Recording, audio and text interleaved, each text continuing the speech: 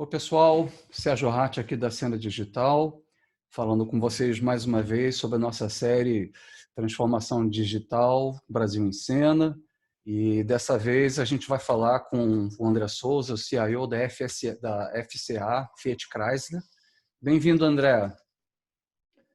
Obrigado, Sérgio. Boa tarde. Obrigado pelo convite mais uma vez. Espero poder contribuir hoje um pouco de background, o que está acontecendo com a gente. Com certeza. Bom, para quem não conhece o André, ele é formado em tecnologia de processamento de dados, ele tem MBA em gestão executiva de marketing e mestrado em logística de transportes. O André, ele é CIO e é o líder da transformação digital da FCA para a América Latina, tendo ingressado na empresa em 2001. E para quem não conhece a Fiat Chrysler, né, a FCA Automóveis, ela desenvolve, projeta, fabrica e comercializa automóveis, veículos comerciais leves, componentes e sistemas de produção. As marcas da FCA, né, que a gente conhece além do Fiat, né, você tem Alfa Romeo, Chrysler, Dodge, Jeep, inclusive o Maserati. E os negócios do grupo também incluem peças e serviços automotivos e sistemas de produção. A FCA ela tem operação em mais de 40 países, ela emprega mais de 190 mil funcionários em mais de 100 plantas e 40 centros de pesquisa, né?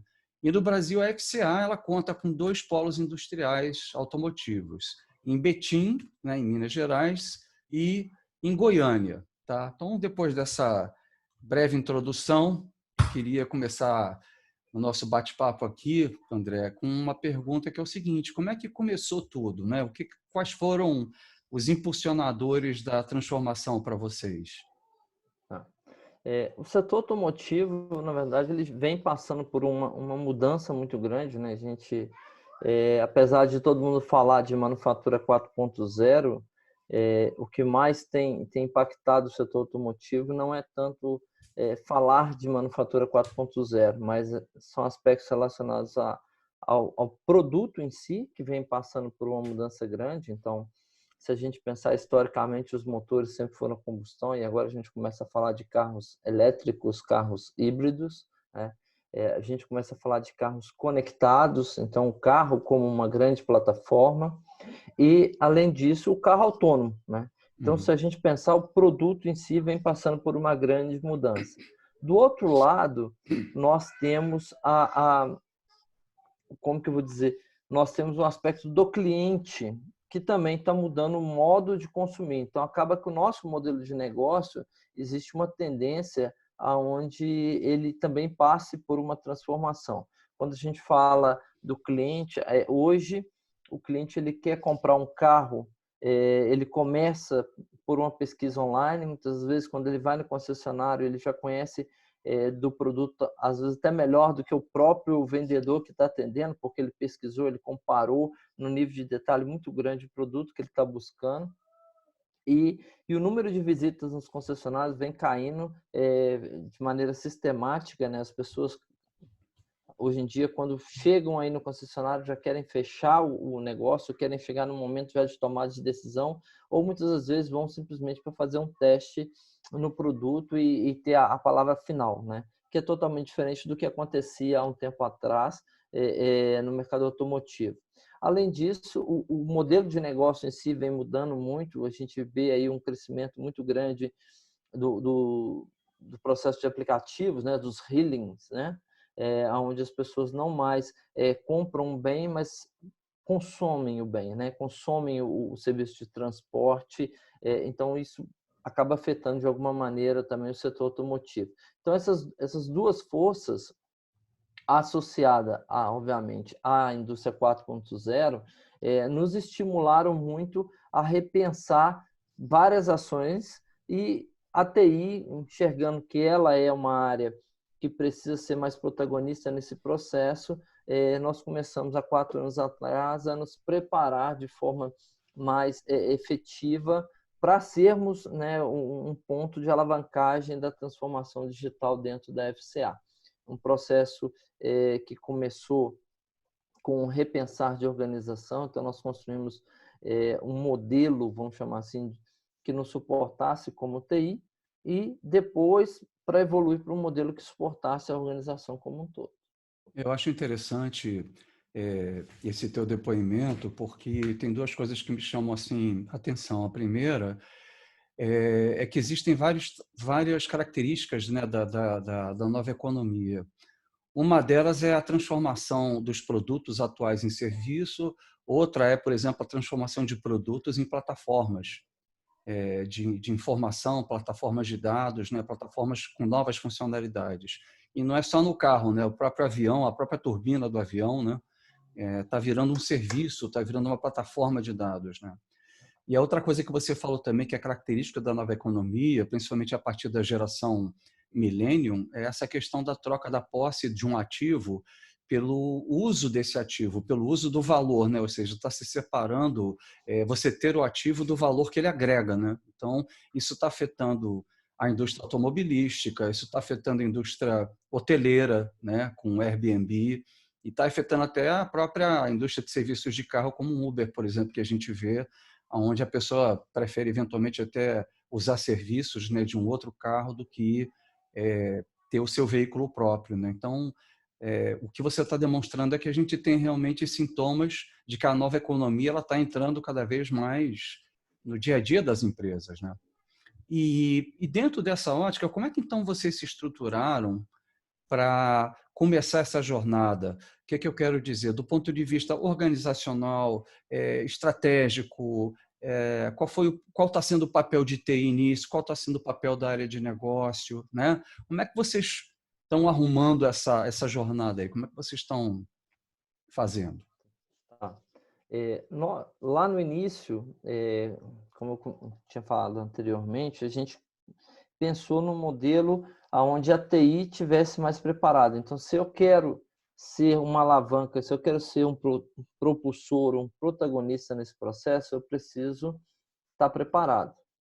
Então, nós desenvolvemos um conjunto de ações focadas. Uma primeira que era, precisamos transformar o nosso workplace, o nosso ambiente de trabalho. Então, a primeira coisa foi, poxa, como que eu faço para estimular uma transformação, o pessoal ser criativo, inovador, num ambiente de trabalho que refletia exatamente o que é um tradicionalismo industrial. Então, nós, com isso, desenvolvemos um novo ambiente de trabalho, um novo workplace que nós mudamos para essa nova localidade, também agregando mais a área de TI, que dentro do ambiente de Betim a gente era extremamente espalhado dentro de várias áreas. Para quem conhece a nossa planta sabe que é uma cidade, então a gente estava espalhado em várias áreas dentro da planta, a gente uniu todo o time, trouxe todo mundo para um espaço, e aí num espaço onde, por exemplo, não existia mais cabo, não existia mais lugar fixo. Eu sei que para muita gente isso parece ser algo já pré-histórico, mas quando a gente vai para uma empresa do setor automotivo, Sim, não era algo pré-histórico, era é, algo realmente diferenciado na época. não é nada Isso, obviamente, que eu trivial. estou falando há 4 anos atrás. Então, nós trouxemos todo o time para um ambiente que trazia um pouco mais dessa visão de colaboração, de não propriedade, mas sim de eu estou próximo de quem eu preciso estar próximo naquele momento, espaços que eram mais fáceis de customizar, um engajamento maior da área de negócio, onde a gente convidava a área de negócio para ir para dentro da TI, uma coisa que para a gente até então na época era difícil, um espaço mais colorido. Olha para você ver, tem coisas que às vezes são simplórias, né? Mas Uhum. trazem uma mensagem consigo. Muda a moral, né?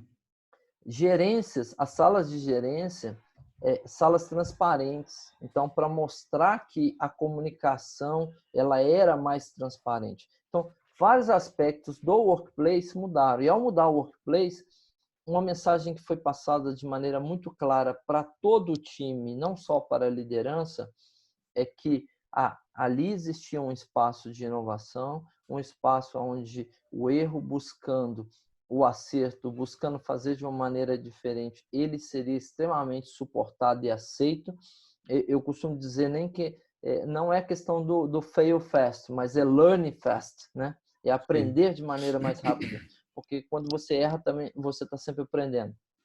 Então, o primeiro aspecto foi esse focado no workplace, no ambiente. Depois a gente falou assim, olha, quais são as tecnologias que a gente enxerga que são tecnologias mais proeminentes, que vão nos ajudar mais neste processo. Então, a gente identificou essas principais tecnologias e falou, olha, essas tecnologias são as tecnologias que nós precisamos fazer com que o nosso time conheça isso. Mas, ao fazer isso, a gente, entre um espaço e o outro, nós também detectamos, olha, nós precisamos ter uma organização de TI que tenha um pouco mais de independência e que comece a atuar de uma maneira diferente.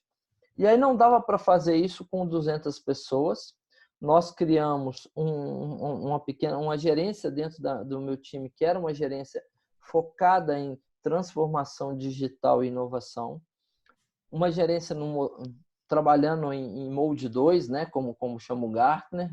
Essa gerência em Mode 2, o papel dessa gerência foi montar um grupo de pessoas, então pensar pessoas dentro do time que tinham esse mindset que a gente estava buscando, trazer do mercado skills que a gente gastaria muito tempo para poder desenvolver dentro do time.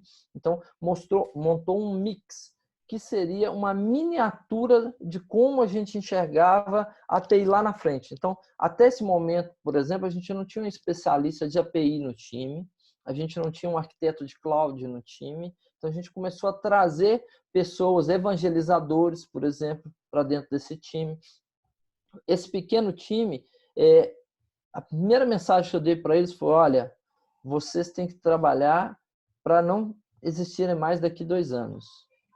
Por quê? Porque o papel de vocês vai ser contaminar positivamente toda a TI. E aí, a partir disso, esse time já com skill, com know-how, com um mindset diferente, entendendo quais eram aquelas ferramentas que a gente deveria... E quando eu falo ferramenta, não é só tecnologia, nós estamos falando de metodologia também. Nós estamos falando de saber como usar um Learning 3.0, um Design Thinking, coisas do tipo. Então, esse conjunto, a gente criou, vamos dizer assim, quase que um toolkit, né? E o time criou um programa de aculturamento da equipe, aonde a gente tinha várias ferramentas. Uma delas, por exemplo, a gente chamou de Tech Day. Uma vez por mês, a gente convidava alguma empresa ou alguma pessoa, ou uma entidade que fosse relevante em algum daqueles pontos que a gente queria, para falar 2, 3 horas, para demonstrar 2, 3 horas para o time inteiro da TI. Aí eu não estou falando de funcionário direto, funcionário indireto, o time inteiro da TI, aquele princípio. Então a gente avançou introduzindo isso. Outras ferramentas com foco mais em capacitação direta, treinamento, fazendo provas de conceito. E a gente foi avançando na ideia de, agora que eu tenho as ferramentas, eu preciso começar a ter o quê? Eu preciso criar 2 grandes elos, que a gente chamou. E um desses grandes elos era a parte, vamos dizer assim, plataforma, a outra era pessoas em si, né? Uma vez que eu tinha essas 2 coisas disponíveis e as pessoas já sabiam como aplicar isso numa escala muito pequena de prova de conceito, agora vamos começar a aplicar isso nas áreas de negócio. E aí já não era mais aquele time, aí já era a TI como um todo, dentro de cada projeto específico de área de negócio, passando por um processo de avaliação e trazendo esse time de Mode 2 como suporte para ter uma abordagem diferente de buscar a solução para os problemas. Dessa forma, a gente foi desenvolvendo e alavancando até que chegamos num ponto falando assim, olha, agora podemos chegar para a empresa, porque a gente já fez algumas abordagens dentro das áreas de negócio, já fizemos alguns ajustes, então temos um modelo onde conseguimos chegar numa metodologia que pode ser aplicada a toda empresa. Aí, neste momento, foi apresentado para o board de uma maneira mais estruturada e também para toda a liderança da empresa, o que a gente chamou na época de metodologia de estratégia, desculpa, para a nossa transformação digital. Aí essa estratégia era um pouquinho diferente, era uma visão mais clusterizada para a atuação junto às áreas de negócio, e aí você tem, na verdade, porque isso é vivo até hoje, você tem pessoas e competências, então a gente está sempre trabalhando no pilar de pessoas e competências. Você tem um pilar de plataforma, porque não adiantava nada eu estimular, mas aí na hora que a pessoa queria fazer alguma coisa de forma ágil, eu não tinha plataforma, eu não tinha como entregar isso rápido para ele. Então eu precisava ter uma caixa de ferramentas, vamos chamar assim, pronta, para que na hora que eu te ensinasse a usar uma ferramenta, eu conseguisse te entregar a ferramenta e falar, vai. Né? Nesse momento, a gente estruturou em clusters, porque como a FCA é muito grande, nós também temos níveis de maturidade e níveis de abordagens que são totalmente diferentes entre áreas de negócio. Vou pegar um exemplo. Quando eu vou para uma área comercial, os aspectos são totalmente diferentes de uma área industrial, mas totalmente mesmo. Porque para alavancar a transformação digital, por exemplo, dentro da área comercial, quando a gente pega a nossa parte de site para cliente e vamos avançando nesse caminho, nenhum problema, os caras, a gente já atuava com squads, um modelo ágil, mas aí você precisa abordar 900 concessionários. E aí cada concessionário é um empresário, que muitas vezes opera com várias marcas. Então a abordagem ali é uma. Quando a gente vai para o mundo industrial, nós estamos falando de pessoas que são nossas pessoas, que têm um modus operandi extremamente acostumado com padrões, com um pensamento mais estruturado, com planejamento de médio e longo prazo. Então, a abordagem era diferente. Então, a gente clusterizou em Digital Manufacturing, Back Office. Digital Manufacturing e Back Office são dois clusters que estão focados para dentro da organização e tem como objetivo principal trazer otimização de processos, melhoria de experiência para funcionário, né? Redução de custo, alavancagem de produtividade. Quando a gente olha para o outro lado, aí são clusters focados para o negócio no mundo externo. Aí a gente tem Customer Engagement, né, e Sales, onde a gente envolve toda a parte de engajamento, awareness dos nossos clientes, mas também como entregar uma experiência de venda e compra e uso do produto. Um outro cluster que está focado no produto digital, e aí é o carro como plataforma, aí é carro conectado e serviços associados ao carro conectado. E um quinto que surgiu um pouco depois, que são novos digital business. Tá? Então, compondo esses 5 clusters, com 2 grandes habilitadores que envolvem pessoas, e aí é cultura da organização e preparação, capacitação das pessoas. E outro que é tecnologia, ter todas as ferramentas disponíveis para que suporte esse processo, a gente apresentou e é dessa maneira que a gente tem avançado. E o detalhe interessante é o seguinte, cada cluster desse tem um grande diretor como owner, e não é a TI. O único cluster que tem a TI que aí no caso eu sou o owner, é o de back-office, porque envolve um mundo muito grande de diretorias, e aí a gente teve uma dificuldade de ter um sponsor imediato, eu acabei ficando como sponsor, mas todos os outros clusters, nós temos diretores de negócio que são os sponsors e trabalham de braço dado conosco. E aí o processo tomou forma e começa, você vê que a cultura alavanca, a coisa começa a andar meio que sozinha. Isso começou há 4 anos atrás, pelo que você está falando, 4, 5 anos atrás. Isso começou há 4 anos atrás. Entendi. E quantas pessoas tem na TI, aproximadamente? Qual o tamanho da sua TI? Entre mexidas, idas e vindas, a gente está com algo como 150 pessoas, aí eu estou falando de funcionários, e mais ou menos 200 pessoas como fornecedores aí integrados dentro do nosso contexto. E do ponto de vista organizacional, vocês estão estruturados por unidade de negócio, por marca? Como é que vocês estão? Você pergunta a estruturados. TI ou você pergunta Não, a empresa? o negócio é. O negócio? Nós temos uma estruturação que passa por processos de staff, obviamente, onde você tem o RH, a TI, a finanças e aquisições, né, compras. Então, são processos bem Corporativos, transversais. né? Aí você vai ter, apesar que compras, muitas vezes a gente inclui compras dentro de um cluster industrial como negócio. Você tem as torres industriais, e aí quando uma torre industrial, até pouco tempo a gente tinha uma separação entre manufatura veículo e manufatura power, motores e transmissões. Hoje isso tudo é manufatura, ok? Tá.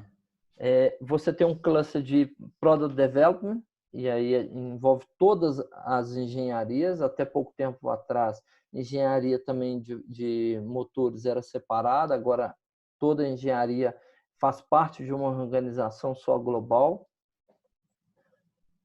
A área comercial, você tem brands, então você tem um brand Jeep, você tem um brand Ram, você tem um brand Fiat, você tem uma organização argentina que tem dentro dela um suporte aos brands comerciais.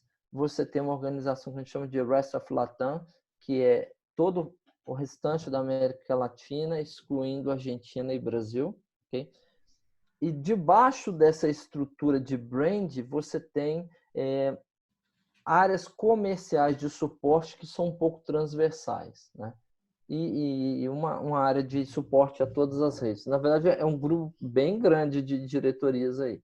E Bem grande. marketing também, deve ter uma área de marketing, ou está dentro da O comercial. brand market, a gente chama de brand market communication. Ah, tá. Nós somos 20 e poucas diretorias, tá? Só para você ter. Tá. Então, Porque é grande também o grupo, né? Então, nós temos uma diretoria de Brand Market Communication, que essa diretoria atende aos diversos brands, ok? Ah, E, tá. e essa diretoria de Brand Market, por exemplo, trabalha de braço dado conosco para atender as áreas de comerciais de brand, Entendi. ok? É bastante grande. No passado era um pouco diferente, quando nós fizemos a aquisição da Chrysler. Aí a coisa mudou um pouco, a área comercial já se passou por algumas transformações nesse decorrer aí, e hoje você tem os líderes de brands que utilizam, vamos chamar assim, dos recursos transversais de rede, de brand, de operações comerciais, para poder entregar o processo comercial. Porque assim você otimiza mais, né? Você consegue Isso. centralizar certas funções que são corporativas, né? Perfeito. Nós E, somos uma organização, apesar de sermos uma organização muito grande, nós somos uma organização extremamente enxuta. Extremamente enxuta. o número de pessoas que você me deu da informática não é nada grande para o tamanho que vocês têm. Até que É. tá bem enxuto. E do ponto de vista de resultado, o que você poderia destacar para a gente que você acha interessante das suas iniciativas digitais? Ok. Na parte comercial, nós conseguimos romper uma série de barreiras que existiam, até mesmo de entendimento. E um aspecto muito interessante foi quando nós começamos esse projeto, a área de brand marketing, ela andava de forma sozinha, de forma autônoma, só que o mundo digital começou a crescer muito. E, por falta de uma expertise maior de TI, eles começaram também a cometer alguns equívocos Aquela história estruturais. de usar agência para tudo, né? Isso, isso. E quando Conheço. nós começamos a trabalhar mais juntos, esse processo mudou muito e a gente criou soluções muito bem estruturadas, né? E que hoje nos permitem uma agilidade muito grande e entregar coisas que nascem de um dia para o outro. E o mundo comercial ele é assim, ele é um mundo onde às vezes você pensa numa campanha, você pensa em uma ação, e você precisa, em uma semana, colocar aquilo para rodar, engajar a rede e fazer, e que você não pode abrir isso para muita gente até isso tá concordado, por exemplo, com uma associação de marca, por exemplo, né? Então, essa estruturação trouxe uma agilidade muito grande e uma parceria muito grande que hoje nós temos com a área de marketing, que eu vejo que em várias outras empresas existe ainda um conflito muito grande entre o CMO e o CIO nessa disputa de espaço.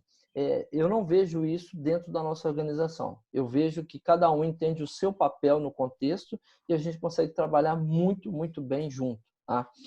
Quando a gente vai para a área de manufatura, nós conseguimos, e ainda na área comercial, isso acabou fazendo com que a gente conseguisse alavancar muito a geração de leads e também a questão de conversão desses leads, além de avançar no engajamento da rede de concessionários. Quando eu vou para o mundo industrial, nós temos hoje, sem a menor sombra de dúvida, a fábrica mais moderna do grupo no mundo, Olha que é a só, fábrica da Jeep, lá em Goiânia, lá no Nordeste. legal.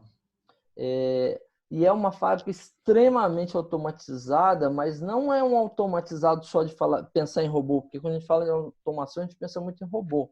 Mas se você pensar que para eu dar um torque, para eu apertar um parafuso, na hora que eu estou montando um carro, tem um sistema de TI que tem que mandar essa informação para você, que determinadas peças, antes de montar no carro, você tem um processo de leitura dinâmica, de leitura para fazer a rastreabilidade, que cada operador tem praticamente, cada posto de trabalho tem praticamente um terminal do lado, isso dentro de uma linha de montagem que tem um chão tão limpo que parece que você está dentro de um hospital. O processo de como usar esses dados, como fazer isso funcionar, trouxe muito ganho de produtividade dentro da área industrial, muito ganho. E agora nós estamos avançando muito na parte de Data Analytics com eles, né? Já começando a fazer algumas análises preditivas para tentar identificar oportunidades de redução de custo mais alavancado. Além disso, tiveram vários outros aspectos focados em melhoria de experiência para o empregado, né? Além da melhoria de experiência do empregado, a parte de supply chain onde, nesse momento, por exemplo, a gente enxerga que nós temos um volume muito maior ainda de oportunidades. Por quê? Porque a área de supply chain do setor automotivo talvez seja uma das áreas de supply chain mais complexas que a gente tem no mercado, porque se você pensar, muitas vezes a carroceria do carro está passando um determinado ponto do processo de produção, você dispara uma chamada sequenciada para os fornecedores, que tem que produzir as peças, colocar em uma ordem de sequência, embalar, transportar, te entregar, isso tudo tem que chegar no tempo certo para você fazer a montagem, que é o Just Sequence, né? Isso numa cadeia cada vez mais exprimida no sentido de buscar o máximo possível de eficiência. Se você não tiver um sincronismo muito bem feito, com sistemas de TI muito bem estruturados, com uma digitalização, com uma análise contínua de informação, você não consegue ser efetivo. Então, eu diria que dentro do mundo de supply chain, isso acaba refletindo, porque você tem que olhar todo o fluxo de peças que está chegando, né? E você tem todo o fluxo que a gente chama de outbound. Como é que eu estou fazendo para compor uma carga de veículos para entregar nos concessionários? Então, existe muita oportunidade nesse contexto, sim. É uma cadeia muito ampla que envolve fornecedores no mundo inteiro. Então, é onde a gente tem trabalhado muito forte e eu acredito que ainda vamos trazer muito, muito ganho para a organização, muito em cima de análise de dados, otimizações e soluções mais inteligentes, vamos chamar assim. Com certeza. E visão 360 graus do cliente? Quando a gente falou de começar um processo de jornada do cliente, e eu me lembro como se fosse hoje, a primeira dificuldade era como conseguir passar para a organização, e principalmente para os meus pares, a visão que a gente estava tendo na cabeça de uma transição online, offline, online, offline, offline, online, dentro de toda a jornada, com todos os touch points que a gente tem dentro de uma jornada do cliente. E nós desenhamos uma cobrinha, né? Que era a jornada, mas era uma jornada que era simplesmente para ser didática, porque a jornada, na verdade, ela é um infinito, né? Mas, e aquela coisa pegou. Em um determinado momento, a gente conseguiu dar um clique, né? E o nosso presidente, por exemplo, chamou a cobrinha da comercial. E essa cobrinha da comercial, na qual a gente mapeou os touch points e fomos endereçando de acordo com prioridade, com retorno e tudo, cada touch point dele não acabamos digitalizando de forma que o cliente comece a ter uma experiência cada vez mais omnichannel e sem fricção entre online e offline. E a gente fala online quando ele está lá no site nosso, usando os nossos meios digitais e os mais diversos que nós temos, e o offline quando ele vai no concessionário, mas que essas duas coisas se conectassem de forma muito integrada. E a gente falou assim, olha, e o que nós vamos fazer como o meio disso? E na época a gente estava passando por uma rediscussão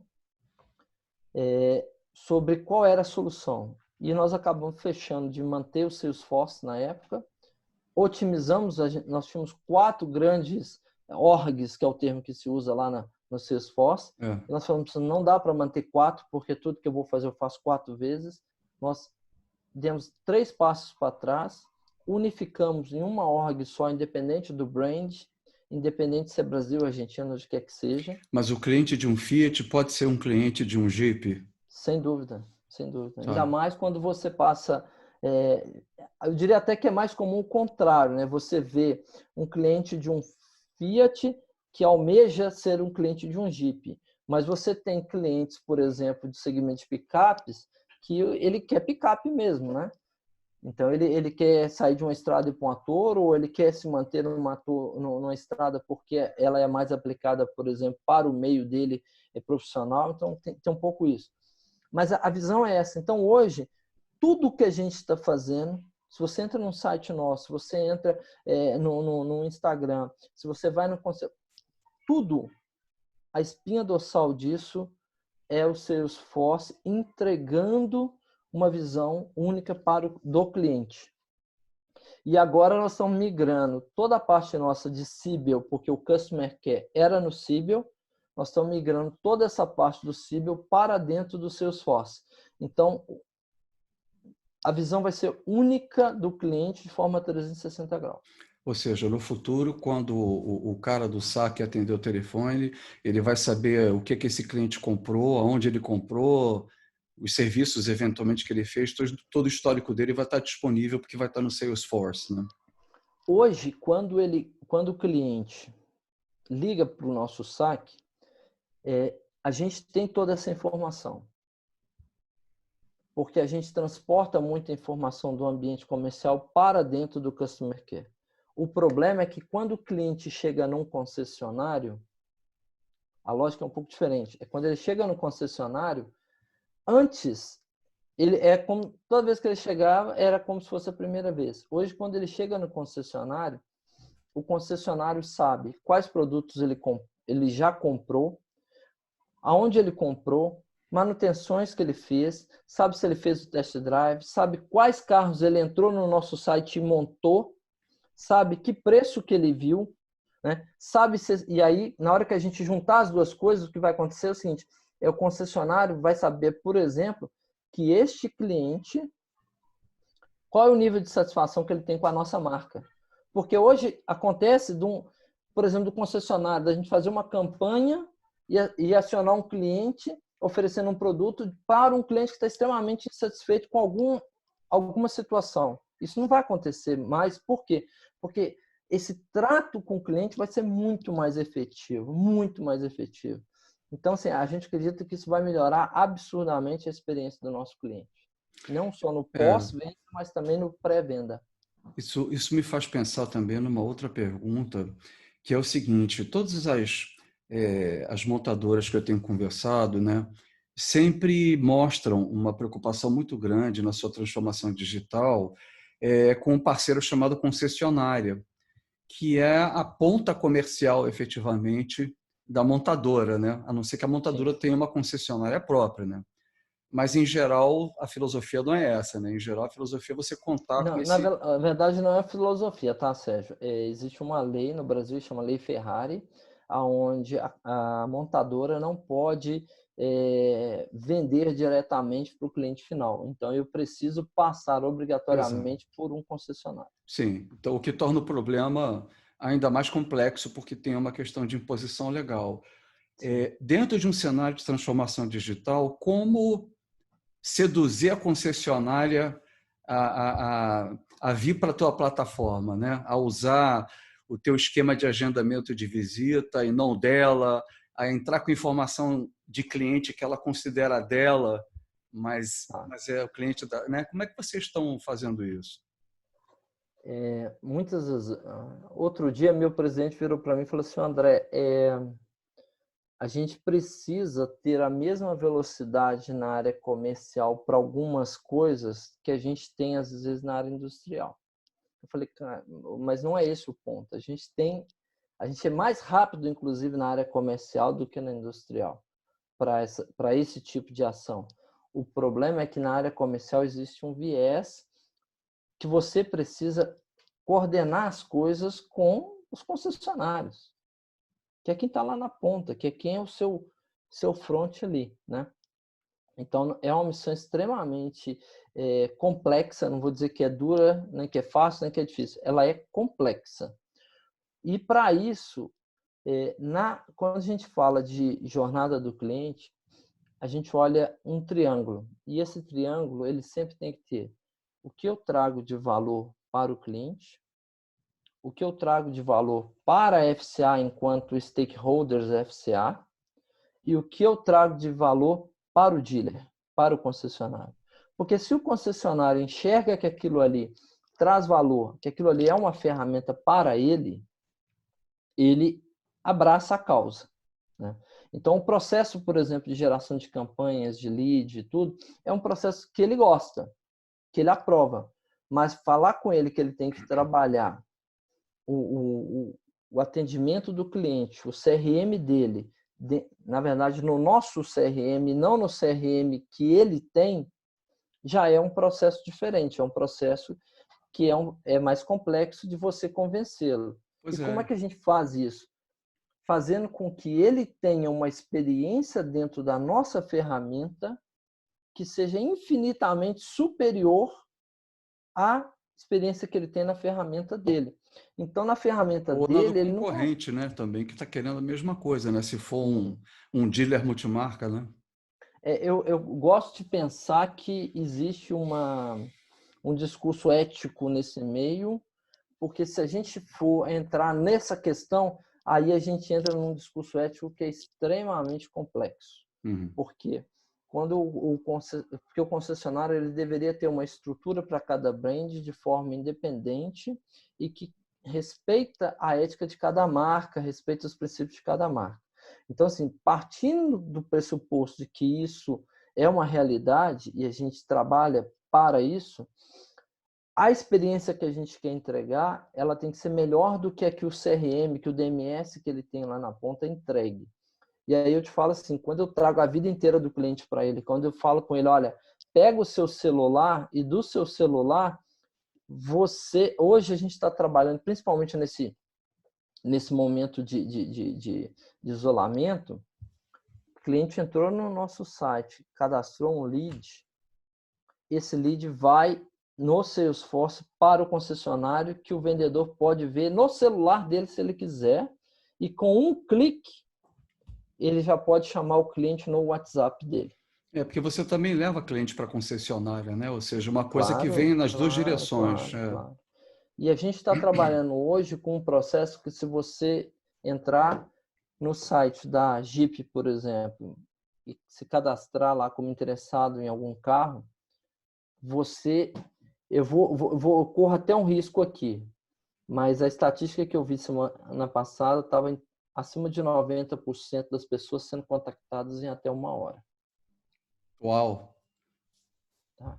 Isso impressionante. sempre foi assim? Não. Nesse momento de isolamento, a ferramenta muito integrada, muito fácil de usar, está gerando essa Facilidade, aceleração no processo, é entendeu? verdade. E é nisso que a gente está acreditando para que a nossa solução seja cada vez mais abraçada pelo concessionário. E escutando eles, né? O É. que é que você quer que mude na ferramenta? O que é que você quer que inclua?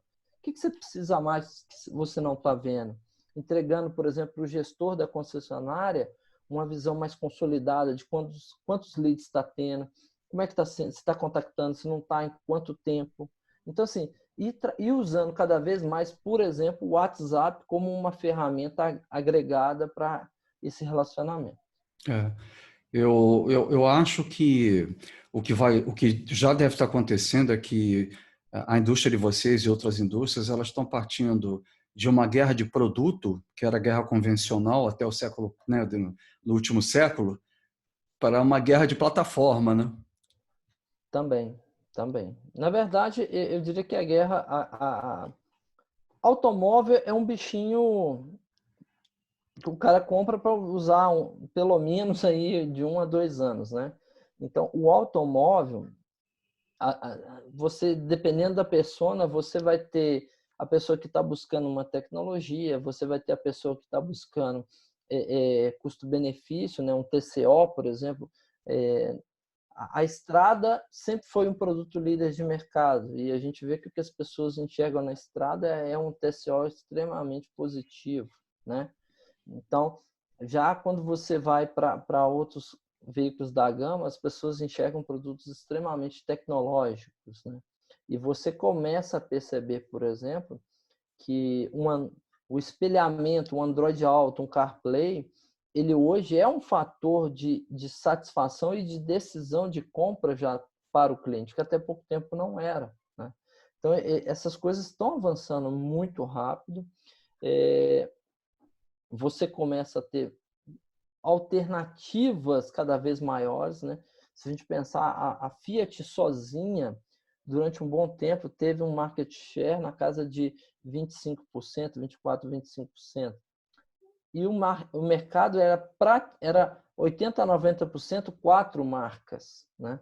E hoje você tem aí praticamente 2 dezenas de marcas envolvidas no mercado brasileiro e produtos que cada vez se aproximam, se estendem mais. Então, você tem um carro que você vai... É um Lego, né? Você vai colocando coisa nesse carro, o custo dele, o valor dele aumenta, você vai tirando coisa, o custo... Então, o range acaba sendo muito grande. Então, você, às vezes, precisa buscar oceanos azuis, né? Eu vou pegar a Toro, por exemplo, quando a gente lançou um produto que agora que nós começamos a perceber a concorrência trazendo produtos para tentar chegar próximo.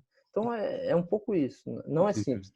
E a experiência de compra, a questão do financiamento é um ponto muito importante, a gente vê que isso é importante. O trading é um ponto muito importante, né? A assistência, a manutenção, ter peças disponíveis. Então, é uma plataforma enquanto uma experiência como um todo. Exatamente, é uma plataforma tecnológica, física, financeira, né, comercial, sensorial, né, tem vários. Valor de revenda, por exemplo, né?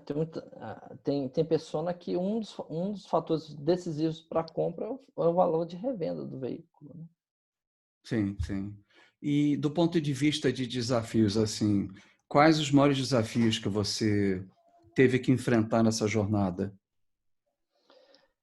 Primeiro, existe essa questão cultural, né, que é muito forte. Então, você conseguir é, ter pessoas na organização, ter pares na organização que entendam o objetivo e acreditem, né, nesse objetivo de transformação, num jeito diferente de fazer as coisas, de olhar para um problema.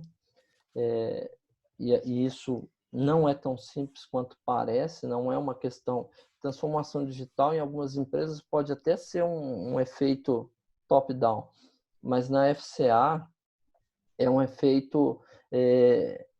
a gente faz trabalhos existe uma abordagem top-down, mas existe uma abordagem muito também bottom-up para você crescer e começar a mudar a cultura realmente da empresa. Porque às vezes existe um aspecto, falar, a gente está fazendo a transformação na empresa, mas você vai olhar, não existe uma transformação na empresa.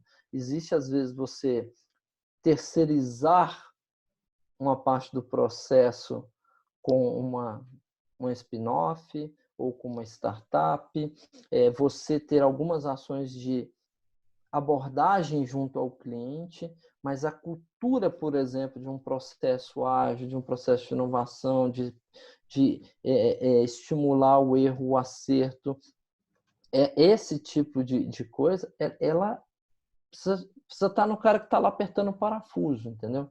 O cara que está lá apertando o parafuso, ele precisa entender que ele pode, ao final do dia, ir lá e falar assim, poxa, se a gente fizesse isso dessa maneira, será que não ia ser melhor?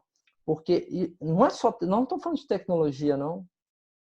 Isso não é tecnologia, entendeu? A tecnologia é só um meio, né? E nós não somos, vamos dizer assim, donos de nada, né? A TI, ela é um grande habilitador desse processo para a empresa e um grande estimulador desse processo dentro da empresa. Mas não é a tecnologia que vai mudar as coisas. Às vezes a gente vê tecnologias que estão procurando um problema para resolver, né? A gente quer fugir disso. Você até tem exemplos bem-sucedidos disso, mas é raro, né? O fundador da Apple, ele criou uma solução antes das pessoas perceberem que tinha um problema, né? Mas depois que eles se apaixonaram pelos produtos, né, deles, pô, foi É a incrível. questão do oceano azul, né, Mas Sérgio? isso é uma exceção. Não, mas mesmo assim, quando a gente fala de problema, mas problema, é oportunidade, né?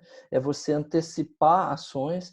Então, quando você vê algumas ações no carro conectado, ninguém pediu carro conectado, ninguém pediu carro conectado. Ninguém pediu carro conectado, né? E às vezes você vai entregar coisas que vão melhorar a vida das pessoas no dia a dia, né? E isso o que é? Você entender, antecipar, você ver uma oportunidade e fazer isso virar realidade, né? Então, assim, a tecnologia é um grande habilitador para isso e às vezes faz as coisas ficarem muito mais simples do que um método normal, né? O que a gente precisa é que as pessoas entendam que elas podem inovar, que elas podem mudar, que elas podem colocar pontos na mesa para que sejam discutidos, elas têm esse espaço. Então, você estimular um processo bottom-up junto com um processo top-down que suporte, isso para mim é a chave para as coisas Ideal, acontecerem. Eu acho que top-down você precisa ter uma visão digital, você precisa ter estratégia, um direcionamento que toda empresa se engaje em função da direção que está se apontando. E aí você tem esse bottom-up, que é o que você pode fazer para ser criativo, mas sempre naquela direção, porque senão cada um vai correr Claro. para uma direção diferente, né? Isso é super. Eu acho às vezes interessante o papel do CIO, o papel de TI, porque nós somos os responsáveis por avisar os donos do negócio que tem uma nova era chegando, que a forma de pensar, de comportamento e de paradigma acabou, não é mais uma economia baseada em Taylor, né? Mas é muito mais baseada em tecnologia. É uma coisa interessante isso, né? Um papel meio de mensageiro, né, do futuro, né? E a gente tem trabalho em fazer os caras, os executivos, entenderem que para eles serem melhores executivos, eles têm que fazer isso, né? Tem que entender de tecnologia também, né? Sem passar arrogância, né? Sem passar arrogância, exatamente. É um papel complicado, né? E lições aprendidas? Lições aprendidas, nossa, foram tantas, mas o Covid agora está nos mostrando, por exemplo, e eu tenho um exemplo muito simples no caso do Covid, né? Primeiro que às vezes você se estrutura, você se planeja, igual foi o caso do Covid, que nós planejamos para 3 semanas, colocar 100% em home office, tivemos que colocar 100% na nossa cabeça em 3 dias, né? Pegar a solução. Mas a gente tinha o dever de casa muito bem feito. Então, fazer assim e só escalar foi muito rápido e sem perder o sono. Enquanto eu tenho visto outros amigos aí que tiveram que sair desesperados para poder fazer esse arcabouço e agora estão sofrendo com um problema de segurança, porque para poder escalar rápido tiveram que abrir mão de alguns princípios. De alguma coisa, E um outro detalhe interessante, e aí é um fato assim, bem... Antes da gente começar com o isolamento, entrou na minha sala um colaborador nosso e falou assim: André, a gente está querendo te mostrar um negócio que a gente pensou aqui, uma coisa bem simples. A gente queria fazer um aplicativo para as pessoas poderem contar para a empresa se elas estão com algum problema de saúde, se elas pegaram Covid, se elas estão passando mal e tal. Olha, e você pensa isso no início de março. Então, no início de março, isso não passava pela cabeça de ninguém ainda, de já controlar as pessoas estando em casa, né? No sentido de controlar, de ter um self-diagnóstico, ter uma visão do que está acontecendo. Falei, olha, vocês conseguem fazer alguma coisa sem precisar do investimento, usando recursos que vocês têm? Não consigo. Então façam e vamos dar uma olhada. Esse negócio virou um produto tão relevante para o nosso processo neste momento que as pessoas não podem entrar no ônibus para ir para a fábrica se não mostrarem o check-in, o certificado de check-in verde, amarelo ou vermelho deles feito antes no aplicativo. Muito bacana. Eles não entram na fábrica sem mostrar. Eu estou falando de funcionário, estou falando de terceiros, eu estou falando na América Latina, não estou falando só no Brasil, estou falando no Brasil e Argentina, por exemplo. E nasceu como uma ideia despretensiosa que eu podia ter virado e falar assim, cara, mas que isso não, nós temos outras coisas para fazer. Mas sabe quando a pessoa chega e te expõe uma coisa? Não, cara, dá para fazer com o recurso que tem, sem eu precisar fazer um investimento agora, dá e tal. Apoiamos e tudo, e virou algo que, por exemplo, o nosso CEO, né, o chefão mundial, numa carta recente aos funcionários para a FCA Worldwide, citou o aplicativo que tinha sido feito no Brasil. Então, assim, às vezes, pequenas ideias com suporte, com crença, né? E você às vezes não precisa dar nada, você só precisa dizer, cara, vai lá que eu tô aqui, vou te ajudar, você precisa de alguma ideia, alguma coisa a mais. Às vezes pequenas ideias te levam muito longe, né? Te levam muito longe, né? Então, assim, isso é um fato. Então, essa, por exemplo, é uma lição aprendida muito importante para mim. Bacana, muito legal. Então, assim, você buscar parceiros dentro da organização, outros diretores que abracem a causa com você, não tenta abraçar tudo de uma vez. Né? Nós, quando a gente começou no início tentando abraçar tudo e achando que o caminho era conversar com 1 milhão de startups, nós vimos que era um caminho, nós descobrimos rapidamente que era um caminho totalmente errado. Então, nós fomos passo a passo, clusterizamos, dividimos as coisas, demos foco, né? Conseguimos mostrar com KPIs claros, começar a mostrar, olha, isso foi feito dessa maneira, deu este retorno, deu essa oportunidade, foi colhida desta maneira. Então, isso Legal. ajudou a alavancar. Ouvir as pessoas e acreditar um pouco mais nas pessoas que estão lá no dia a dia é outro ponto.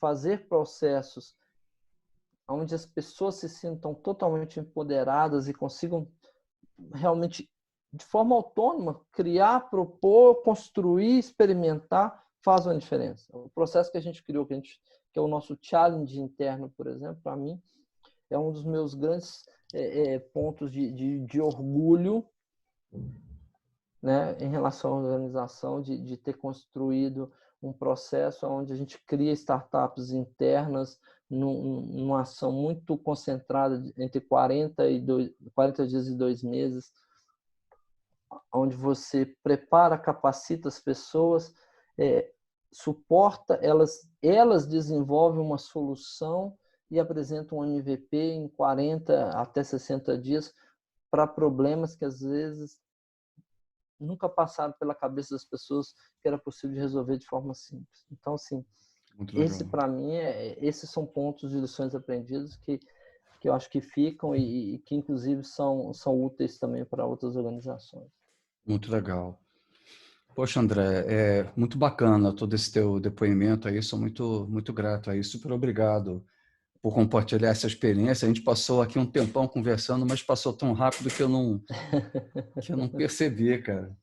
E Não, maravilha. eu queria te agradecer muitíssimo aí. Queria também falar para o pessoal que está nos assistindo que eu vou colocar na parte aqui dos comentários o link para vocês fazerem o download do meu e-book, né, sobre transformação digital, links também para o nosso grupo lá no LinkedIn da Cena Digital e também para um webinar de introdução à transformação digital, para que todo mundo tenha acesso, possa ter uma visão geral e junto com esses depoimentos incríveis aí, como que a gente teve aqui do André hoje, a gente possa se posicionar da melhor forma possível, de forma realista, né? Na nova economia, né? André, mais uma vez aí, super obrigado.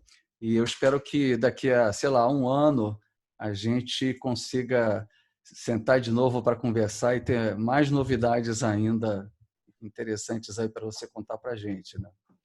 Com certeza, vai ser fantástico. Obrigado pelo convite mais uma vez, Sérgio. Espero que o depoimento, né, todos esses pontos sejam úteis também para quem, principalmente para quem está começando nessa jornada. Não é algo fácil, precisa ser persistente, precisa acreditar e precisa entender que não é a jornada de um homem só. É uma jornada, não é a jornada só do CIO. Ele precisa angariar patrocinadores, suporte, aliados para poder fazer Sim, isso acontecer dentro das organizações. E com ter uma visão certeza. muito estratégica, porque senão você cria coisas que não têm objetivo, que não agregam real valor para a organização, e isso acaba sendo um voo de galinha. Então, vamos evitar o voo de galinha. Bom, galinha só no prato mesmo, né? Isso aí. Tá Tá joia? Um certo. grande abraço, muito Muito obrigado. obrigado aí. Até a próxima.